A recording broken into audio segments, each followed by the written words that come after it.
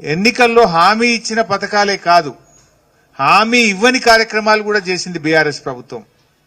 ఇవాళ రేవంత్ రెడ్డి గారి ప్రభుత్వం ఏమో ఇచ్చిన హామీలు అమలు చేయలేక ఆపసోపాలు పడుతున్నారు.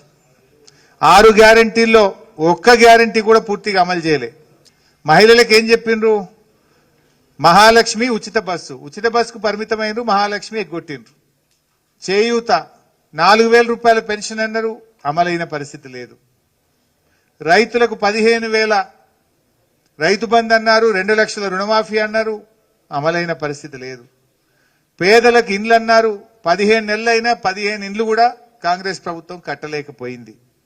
ఇట్లా ఇచ్చిన హామీలు అమలు చేయని చరిత్ర కాంగ్రెస్ది అయితే, హామీ ఇవ్వకపోయినా కళ్యాణ లక్ష్మి పథకం 13 లక్షల మంది పేదింటి ఆడపిల్లల పెళ్లిళ్లకు 11,000 కోట్ల రూపాయలు ఖర్చు పెట్టి కళ్యాణ లక్ష్మి పథకాన్ని అందించింది బీఆర్ఎస్ ప్రభుత్వం.